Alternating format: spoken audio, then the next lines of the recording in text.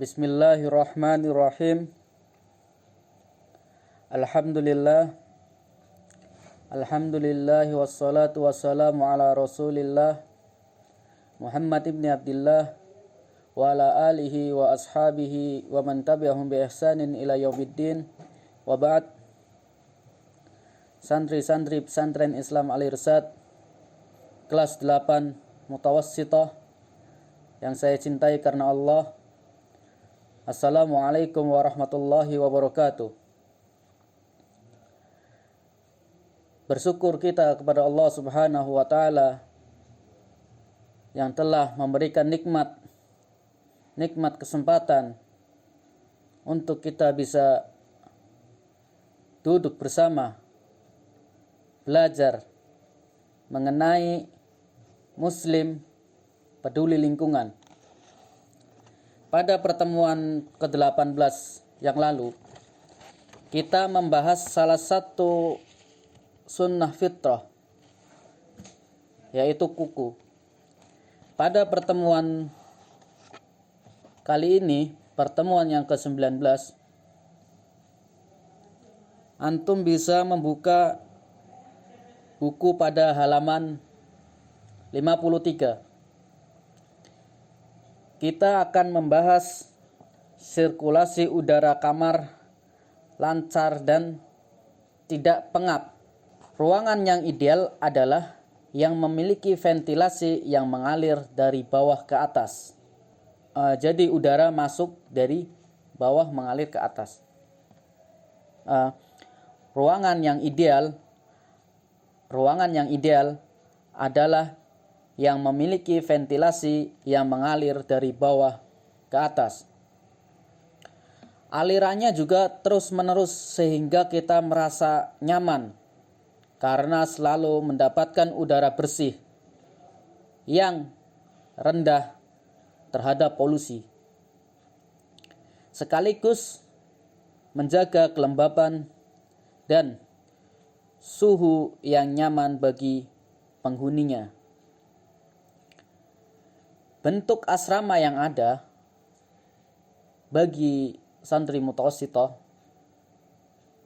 dengan 3 lantai, jendela yang minim jumlahnya, dan pencahayaan yang bisa dikatakan kurang, sehingga udara dari luar hanya berasal dari ventilasi dan pergantian udara menjadi sangat lamban.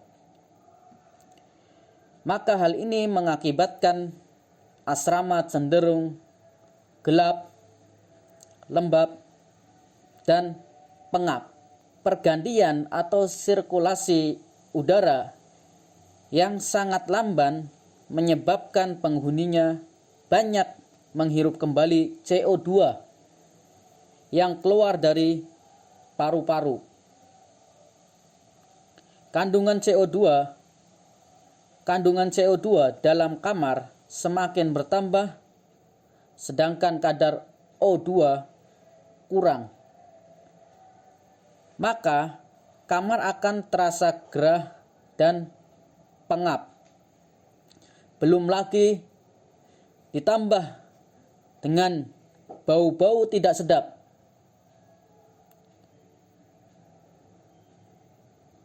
Kualitas udara yang buruk inilah yang akan menurunkan produktivitas. Kualitas udara yang buruk inilah yang akan menurunkan produktivitas, malas, dan mudah mengantuk karena kurangnya asupan O2 ke otak. Juga akan meningkatkan resiko infeksi pernafasan dan penyebaran penyakit pernafasan. Maka sangat penting mengatur sirkulasi keluar masuknya udara kamar supaya kamar sejuk, segar, dan nyaman dengan membuka jendela dan pintu secara berkala serta tidak menutup ventilasi. Ini yang sering kami jumpai ketika kami keliling asrama atau mengontrol asrama. Kami jumpai banyak ventilasi yang ditutup dengan korden, sarung, kemudian jendela tidak dibuka, apalagi ditambah dengan ditutup. Di dalamnya yang gelap, pengap, ini yang tidak sehat. Makanya kami sering menegur apabila kami mendapatkan salah satu kamar yang mana ventilasinya ditutup, kemudian jendela ditutup rapat, dengan berbagai alasan santri, kenapa ditutup, kenapa nggak dibuka. Ini demi kebaikan dan kesehatan antum-antum semua sebagai penghuni kamar. Maka dari itu kami mengingatkan terus-menerus apabila kami menemukan, bahkan dengan tegasnya kami pernah menyita korden yang menutup jendela dan ventilasi. Tujuannya apa? Untuk kesehatan antum. Jadi mulai dari sekarang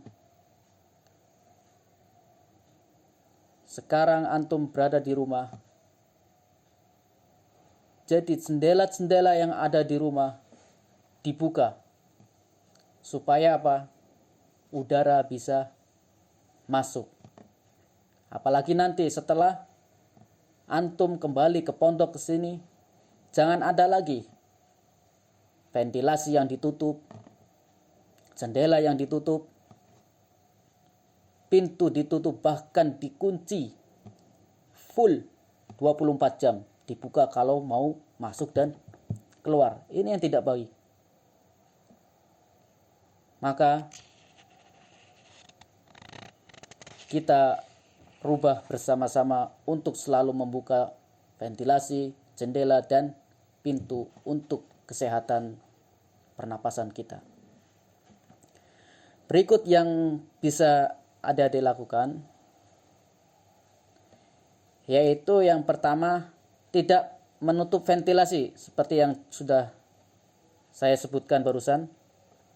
Yang selanjutnya yaitu membuka jendela dan pintu kamar ketika jam KBM untuk menjaga sirkulasi udara kamar tetap mengalir supaya kamar tidak lembab. Terkadang apa gunanya kalian membentuk struktur piket kamar kalau misalnya kamar masih tertutup, atau bahkan yang lebih parah, kamarnya masih tetap berantakan. Jadi sebelum pergi ke kelas, yaitu tepatnya sebelum jam 7 sampai jam 3, bersihkan kamar, rapikan kamar, kemudian ventilasi dibuka, jendela dibuka, jangan sampai ada jendela yang ditutup pakai korden, pintu dibuka supaya udara bisa masuk. Yang selanjutnya yaitu mengamankan barang-barang berharga ketika jam KBM atau ketika pintu kamar terbuka. Jadi setelah tadi semuanya dibuka, ventilasi dibuka, jendela dibuka, pintu dibuka, ini yang paling penting yaitu barang-barang berharga dimasukkan ke lemari, kemudian dikunci. Jangan sampai ada kelalaian kita yang mengakibatkan apa? Kehilangan.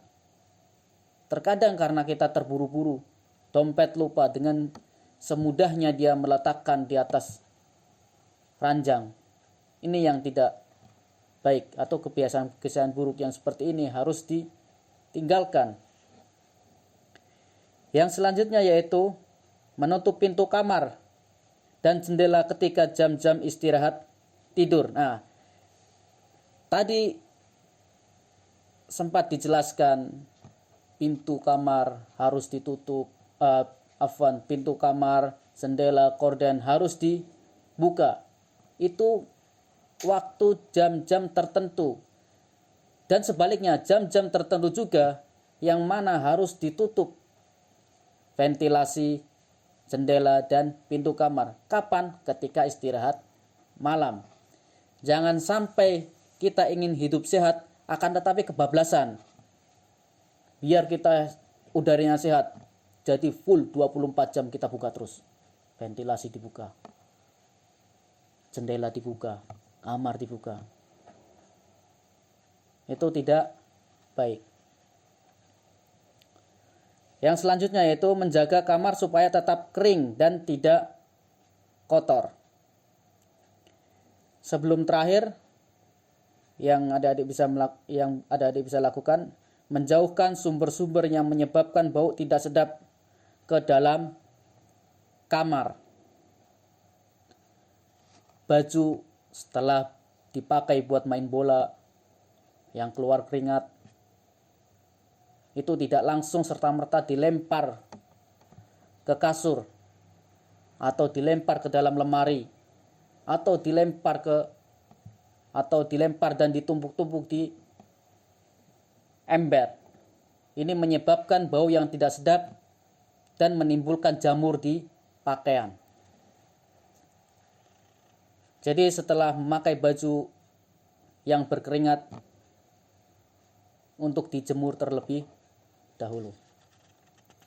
Yang terakhir, ikut serta dalam kegiatan piket kamar untuk membersihkan kamar. Ini yang terpenting.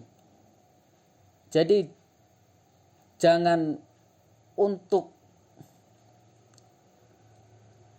bagus-bagusan saja dibentuk ketua, bendahara, jadwal piket, tapi tidak dilaksanakan.